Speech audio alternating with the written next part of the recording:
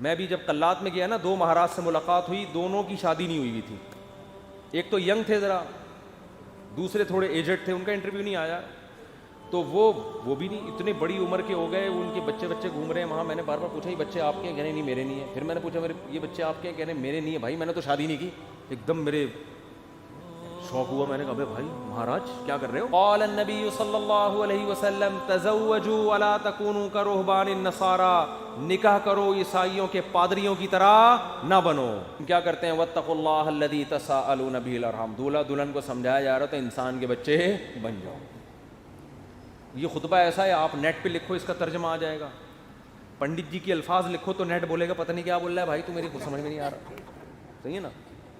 وہ پنڈت جی سے ہی پوچھنے پڑیں گے. میں تو گیا تھا پنڈت جی سے پوچھنے کے لیے بھائی کچھ بتاؤ، لیکن میں نے کہا وہ پھر ناراض نہ ہو جائیں. پنڈت مہاراج تھے وہ، پنڈت جی تھے بھی نہیں. پتہ نہیں مہاراج میں پنڈت جی میں کیا فرق ہوتا ہے. وہ ان کے مفتی اعظم ہوتے ہوں گے شاید پنڈت، اور مہاراج نارمل مولانا ہوتے ہوں گے، تو شاید یہ ہوتا ہو، واللہ عالم. خیر، پھر اللہ نے کیا فرمایا؟ دوسری آیت جو پڑھی جاتی ہے، یا ایھا الذین آمنوا اتقوا اللہ وقولوا قولا سدیدا. ایمان والو اللہ سے ڈرو اور ہمیشہ سیدھی سیدھی بات کیا کرو. کیا کیا کرو؟ یہ نہیں کہ سچی بات. قولوا قولا صادقا نہیں کہا اللہ نے، قولوا قولا سدیدا. سدیدا کا مطلب سیدھی سیدھی، ٹیڑھی میڑھی آڑے ترچھے نہیں چل باتیں نہیں کیا کرو. اس سے فائدہ کیا ہوگا؟ یصلح لکم اعمالکم، تمہارے اعمال کو درست کر دے گا. یہ میاں بیوی کو سمجھایا جا رہا ہوتا ہے کہ ابھی سے نا سیدھی بات کرنا سیکھو. ٹوپیاں گھمانا، شوہر بیوی کو ٹوپیاں، بیگم میاں کو، پوری زندگی کس پہ چلتی ہے؟ ٹوپیوں پہ. سیدھی بات کرتے ہی نہیں. سسرال سے الگ آڑی ترچھی باتیں، سسرال والے داماد سے الگ، بیٹی سے الگ. گھروں میں جو آگ لگتی ہے وہ سیدھی باتیں کرنے سے لگتی ہے، آڑی ترچھی باتیں کرنے سے. جھوٹ پلو گھماتے ہیں باتوں کو، صحیح بات ہی نہیں کرتے. تو اس سے کیا ہوتا ہے؟ اعمال خراب ہونا شروع ہو جاتے ہیں. جب آدمی کو پتہ ہوتا ہے نا مجھ سے کوئی پوچھے گا تو مجھے سچ بولنا پڑے گا، تو وہ کام ہی ایسا نہیں کرتا کہ جواب دہی ممکن نہ ہو اس کے لیے. تو یہ میاں بیوی کو تمیز سے نصیحت کی جاتی ہے. اور پھر حدیثیں پڑھی جاتی ہیں، النکاح من سنتی، نکاح میری سنت ہے. فمن رغب عن سنتی فلیس منی، جو میری سنت پہ نہیں چلے گا وہ مجھ سے نہیں ہوگا. دولہا کو حوصلہ افزائی کی، تو بیٹا زندگی میں پہلی دفعہ کوئی انسان ڈھنگ کا کام کر رہا ہے، تو نبی کی سنت کو بولتے کیوں نہیں بھائی، زندہ کر. اور اتفاق کی بات ہے دوسری شادی میں بھی یہی خطبہ ہے، تیسری میں بھی اور چوتھی میں بھی. کیا مطلب؟ دوسری میں بھی اس کو اپریشیٹ کیا جاتا ہے، سنت کر رہا ہے، تیسری میں بھی چوتھی میں بھی. سمجھتے؟ یہ ویسے ہی درمیان میں جنرل نالج کے لیے ایک بات آ گئی تھی. میں آپ کو پتہ ہے اس ٹاپک پر آج کل بالکل بھی نہیں بولتا. تو آگے اللہ تعالیٰ کے آگے کیا حدیث میں ہے جو خطبے میں پڑھا جاتا ہے؟ قال النبی صلی اللہ علیہ وسلم تزوجوا الودود الولود فانی مباہی بکم الامم. ایسی عورت سے نکاح کرو محبت کرے اور تمہیں اولاد زیادہ دے، میں قیامت کے دن تمہاری کثرت پہ فخر کروں گا. میاں بیوی کو سمجھایا جاتا ہے نسل مت روکنا، تمہارا ملاپ پائیدار، کامیاب، خوشیوں بھرا اور آخرت میں ترقی کا سبب جبھی ہو سکتا ہے جب تم دونوں اولاد کی کثرت چاہو. شروع میں ہی چاہتے ہیں کہ ہمارے اولاد نہ ہو، اس کی بھی نفی کی گئی. اور کیا پڑھا جاتا ہے خطبے میں؟ وقال النبی صلی اللہ علیہ وسلم تزوجوا ولا تکونوا کرہبان النصارى، نکاح کرو عیسائیوں کے پادریوں کی طرح نہ بنو. میں بھی جب قلات میں گیا نا، 2 مہاراج سے ملاقات ہوئی، دونوں کی شادی نہیں ہوئی تھی. ایک تو ینگ تھے ذرا، دوسرے تھوڑے ایجڈ تھے، ان کا انٹرویو نہیں آیا. تو وہ بھی نہیں، اتنے بڑی عمر کے ہو گئے، ان کے بچے گھوم رہے ہیں وہاں. میں نے بار بار پوچھا یہ بچے آپ کے ہیں؟ کہنے نہیں میرے نہیں ہیں. پھر میں نے پوچھا یہ بچے آپ کے ہیں؟ کہنے میرے نہیں ہیں. بھائی میں نے تو شادی نہیں کی. ایک دم میرے شوق ہوا. میں نے کہا بھائی مہاراج کیا کر رہے ہو؟ اس میں پرانے کوئی ڈائلاگ یاد ہے نا، وہ مہاراج اس طرح کے ایک دم اسٹائل سے آتا تھا، وہ مہاراج. تو میرے منہ سے ایک دم مہاراج آپ اپنی ایج دیکھو تو کیسے ہی گزارا ہو رہا ہے. تو انہوں نے کہا بھائی ہم جو مندر کے لیے قربانی دیتا ہے نا. پھر اپنے پرانے والے مہاراج کی انہوں نے مجھے تصویر دکھائی، یہ میرے پیر تھے، ان کا میں نائب بنا تھا. تو جو اپنے آپ کو مندر کی خدمت کے لیے وقف کر دیتا ہے، شادی نہیں کرتا کہ بس مندر کی خدمت ہی کرنی ہے، وہ پھر اس مندر کا مہاراج بنتا ہے. تو ان کا مذہب ہوگا، میں ان پہ طنز نہیں کر رہا، وہ ان کا جو مذہب ان کو سکھاتا ہے. میں نے ان سے کہا لیکن مجھے تو موقع مل گیا. میں نے کہا آپ کا مذہب آپ کو یہ کہتا ہے کہ آپ شادی نہ کریں, ہمارا مذہب ہمیں یہ کہتا ہے کہ مر رغب عن سنتی فلیس منی. نبی نے فرمایا جو نکاح نہ کر کے میری سنت سے اعراض کرے گا اس کا مجھ سے کوئی تعلق نہیں. اور حبب الی النساء والطیب, نبی نے فرمایا دنیا میں دو چیزیں محبوب ہیں, ایک نکاح کی کثرت اور ایک خوشبو. تو ہمارے نبی تو بالکل اس کے اپوزٹ چلے ہیں, بالکل اس کے برعکس.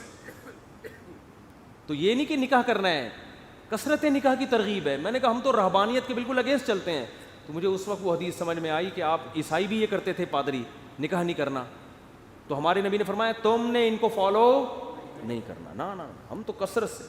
تو مجھے لگ رہا تھا وہاں بیٹھ کر کہ یہ جو مہاراج ہیں وہ مہاراج کے چہرے پر نا افسردگی کے آثار تھے. یہ پہلے والے جو مہاراج جن کا انٹرویو آیا یہ تو پھر بھی ینگ تھے, تھوڑے سے اچھے صحیح. دوسرے والے مہاراج افسردہ, گھٹنوں میں بھی پرابلم, کچھ مسائل بھی تھے بیماریوں کے. تو میں مہاراج سے ریکویسٹ کرنے والا تھا کہ کر لیں شادی, یہ مسائل آپ کے نیچرل لائف کا کوئی آلٹرنیٹ نہیں ہے. مندر کی خدمت شادی کر کے بھی ہو سکتی ہے. اب شادی کی ہوتی یہ بچے آپ کے ہوتے ہیں, یعنی اسی جیسے ان کو لگا دیتے مندر کی خدمت پہ. اگر آپ کا یہ نظریہ ہے, میں ترغیب نہیں دے رہا ہوں ان کو, کیا خیال ہے؟ جیسے ہمارے بیٹے ہیں تو میری خواہش ہے کہ یار وہ بیٹے عالم بنے, اللہ خواہش کو پورا کرے. مہاراج میں جو باتیں آپ سے کر رہا ہوں آپ تنہائی میں بیٹھ کے ان باتوں پہ غور کریں. اب اللہ کرے اب تک کر رہے ہو غور. چکر میں تو ڈال دیا ہم نے, مہاراج کو ہم نے چکر میں ڈال دیا. مہاراج اب بیٹھ رہا ہوگا یار مسئلہ کیا ہے, بات تو صحیح کی ہے بندے نے, زندگی بھی برباد کر دی. پھر میں نے مہاراج سے بھی کہا, میں نے کہا یہ بھی دیکھ لینا کہ آخرت میں اس شادی نہ کرنے کا کوئی ثواب بھی ملے گا. ایسا نہ ہو کہ نہ یہاں کے رہے نہ وہاں کے رہے. قرآن کہتا ہے الذین ضل سعیہم فی الحیاۃ الدنیا وہم یحسبون انہم یحسنون صنعا. قرآن کے الفاظ ہیں. بھائی ہندو یہ نہ سمجھیں کہ میں تو اسلام کی بات کروں گا نا, آپ کا مذہب اگر یہ کہتا ہے تو ٹھیک ہے بھائی آپ اس کو فالو کریں, آپ کو نہیں سمجھ میں آ رہا تو ہم کیا کہہ سکتے ہیں. لیکن ہمارا جو مذہب ہے وہ ہمیں کیا کہہ رہا ہے, وہ یہ کہہ رہا ہے کہ الذین ضل سعیہم فی الحیاۃ الدنیا. کچھ لوگ دنیا میں ایسے ہیں کہ جن کی کوششیں برباد ہو جائیں گی دنیا میں, حالانکہ وہ یہ سمجھ رہے ہیں کہ وہ بہت اچھا کام کر رہے ہیں. دیکھو ایک آدمی غلط کام کر رہا ہوتا ہے, غلط کو غلط سمجھ کے, اس کو پتہ ہے بھائی چرس پینے کا آخرت میں کوئی ثواب ملے گا, اور چرسی کو امید بھی نہیں ہوتی. وہ کہہ رہا ہو یار مجھے پتہ ہے آخرت میں بربادی ہے لیکن اب مزے اڑا لوں تھوڑی دیر کے. ہیروئنچی کو پتہ ہے آخرت میں بربادی ہے مگر مزے اڑا لو. زانی کو پتہ ہے آخرت میں بربادی ہے مگر مزے اڑا لو. لیکن کچھ لوگ ایسے ہوتے ہیں جو بڑی محنت کر رہے ہوتے ہیں, اپنی حلال خواہشات کو بھی قربان کر رہے ہوتے ہیں, اور وہ سمجھ رہے ہوتے ہیں آخرت میں مل جائے گا بدلہ. اللہ کہتے ہیں نہ دنیا میں ملے گا اور نہ آخرت. کیونکہ پیپر جو اللہ نے بنایا ہے نا اس کو فوکس کرنا ہے آپ نے. پیپر فزکس کا ہے اور آپ ریاضی کے مشکل ترین سوالات لے کے بیٹھ گئے, اور جو فزکس کا آسان سوال تھا اس کا آپ اس کو حل نہیں کر رہے. کیمسٹری کا آسان سوال تھا پانی کا فارمولا کیا ہے, ہائیڈروجن ڈائی آکسائڈ ہے نا, یہ بہت آسان تھا. آپ کہہ رہے تو بہت آسان ہے یار, یہ نہیں حل کرتا مجھے اصل میں ایک فزکس کا ایک بڑی پیچیدہ ایکویشن ہے اس کو میں حل کر سکتا ہوں. اس کو بیٹھ کے آپ نے حل کرنا شروع کر دیا. عقل مند کہے گا بھائی تیرے سے جو پوچھا گیا ہے اس کو تو فوکس کر, جو سوال پوچھا نہیں جا رہا اس کا جواب کیوں دے رہا ہے. اب آپ جواب میں یہ کہیں یار دیکھو میری اتنی محنت کر کے میں نے فزکس کی اس ایکویشن کو حل کیا ہے, میں یہ سوچ بھی نہیں سکتا کہ ممتحن اور ایگزامینر میری اس محنت کو ضائع کر دے, یقیناً 100 نمبر دے گا. اس سے کیا ہے 100 نمبر تجھے ہائیڈروجن ڈائی آکسائڈ لکھ دیتا مل جاتا ہے. آپ کے اتنے آسان سوال کے 100 نمبر نہیں ہو سکتے. یہ دلیل صحیح ہوگی نہیں یاری بات میرا خیال ہے. او بھائی یہ دلیل بالکل غلط ہوگی کہ یہ نہیں دیکھا جاتا کہ سوال مشکل ہے یا آسان. ہم نے دیکھا نا یوٹیوب پہ ایک ہندو کرالنگ کرتا ہوا پتہ نہیں دلی سے یو پی جا رہا ہے یا کہاں جا رہا ہے, لیٹ کے کہہ رہا ہے بھائی یہ پتہ نہیں کون سے بھگوان ہے جس کی روح خوش ہو جائے گی اس سے. تو آپ محنت بہت کر رہے ہیں, اس کا رزلٹ کیا ہے؟ 0. نبی صلی اللہ علیہ وسلم کو اطلاع ملی نا کہ ایک پیدل حج کرنے جا رہا ہے کوئی, منت مانی بھی اور طاقت بھی نہیں تھی. آپ نے فرمایا اللہ کو اس کی ضرورت نہیں ہے کہ تم اپنے آپ کو اس مصیبت میں ڈالو, یہ تو تمہاری اپنی تمہاری وہ ہے نا. اگر آپ میں استطاعت نہیں اور آپ پیدل جا رہے ہیں حج کرنے کے لیے تو یہ وہ چیزیں جو آپ نے اپنے اوپر لازم کر لی ہیں. تبھی قرآن کہہ رہا ہے لا تحرموا طیبات ما احل اللہ لکم, جو پاکیزہ چیزیں اللہ نے حلال کر دی ان کو حرام مت کرو, اپنے اوپر خامخواہ کی پابندیاں مت لگاؤ.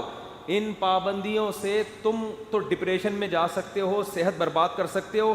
یہ ہم سے امیدیں مت لگانا کہ آخر میں تمہیں آخرت میں اس کا اجر ملے گا. 0 نمبر ہوں گے تمہارے, بلکہ الٹا گناہ ہوگا. تو میں ان سے کہہ رہا تھا بھائی تم شادی کر لیتے, بیوی بچے ہوتے, تمہاری ڈیزائرز پوری ہوتی ہیں, صحت اچھی ہوتی, تمہیں اولاد ملتی, اولاد کے تو دیکھ کے انسان کی بانچیں کھل جاتی ہیں. لیکن مہاراج کا اپنا نظریہ, وہ اپنی سوچ. بہرحال یہ بات, ہاں نکاح کے خطبے کی بات کر رہا تھا.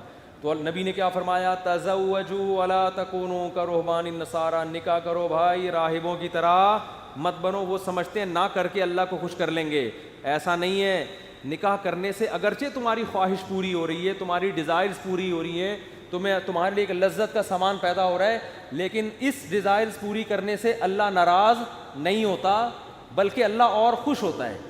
کیونکہ اللہ نے یہ رکھی اس لیے کہ تاکہ مرد عورت کے حقوق اٹھائے, ذمہ داریاں اٹھائے, اس کی اولاد کی تربیت کرے. اگر یہ ڈیزائرز پوری کرنے پر پابندی لگا دی جاتی, عورتوں کا بھی بیڑا غرق ہوتا اور تمہارا بھی, اور نسل بھی نہ بڑھتی جو اللہ چاہتا ہے. تو اب اصل جو میں ٹاپک کی طرف آتا ہوں, کتنا اچھا خطبہ ہے نا, یہ دولہا دلہن کو سمجھایا جا رہا ہے. وہ تو الگ بات ہے, دولہا دلہن خطبہ سنا اور پتلی گلی سے نکل گئی, پوچھتے ہی نہیں کہ مفتی صاحب کچھ ترجمہ کرا دو, کیا کہا تھا, نصیحتیں. وہ تو ان کا اپنا ہیڈک ہے نا, یہ اللہ کا قصور نہیں ہے, پوچھتے ہی نہیں, بس آ جاتے ہیں نادرا سے رجسٹرڈ ہو گیا. نادرا سے مفتی صاحب آپ نے کہا تھا 1 ہفتے کے اندر سرٹیفکیٹ مل جائے گا, وہ ولید سے رابطہ نہیں ہو رہا ہے, 1.5 ہفتہ ہو گیا ابھی تک. اس کی فکر ہوتی ہے بیوی میرے نام ہو جائے. میں ان سے کہتا ہوں دیکھو بیوی تمہاری ہو گئی ہے, نمبر پلیٹ ایشو ہو جائے گی تھوڑے دن. وہ ان کو فکر ہوتی ہے نا, ڈاکومنٹس نہیں بنے. میں نے کہا بھائی ابھی تمہارے نام رجسٹر بھی ہو جائے گی, فی الحال بیوی کے ماتھے پہ لگاؤ اپلائڈ فار رجسٹر. یعنی یہ بک ہو چکی ہے, اب اس سے کوئی اور شادی کی کوشش نہ کرے, یہ لکھ دو اس پہ. اگر بہت زیادہ آپ کو خطرہ ہے نا, بھاگ نہ جائے, کہیں نہیں بھاگے گی انشاءاللہ. اور اگر سلوک اچھا نہیں ہے تو رجسٹر ہونے کے بعد بھی بھاگ جائے گی, ہوتا ہے ایسا. تو وہ نادرہ کے کاغذ لے کے گھومتے رہو گے. جیسے میں اب تک وہ ٹھپے لے کے, سبزی والا جو پیسے لے کے بھاگا ہے نا, اس کے انگوٹھے لے کے 6 سال تک گھومتا رہا میں. انگوٹھا ابھی بھی رکھا ہوا, میں نے پھاڑ کے پھینک دیا. میں نے کہا یار انگوٹھے پہ تو کیس ہو نہیں سکتا, دل تو چاہ رہا تو اس انگوٹھے کو پکڑ کے لگاؤں میں کھینچ کھینچ کے. تو یہ کاغذات دھرے کے دھرے رہ جاتے ہیں. تو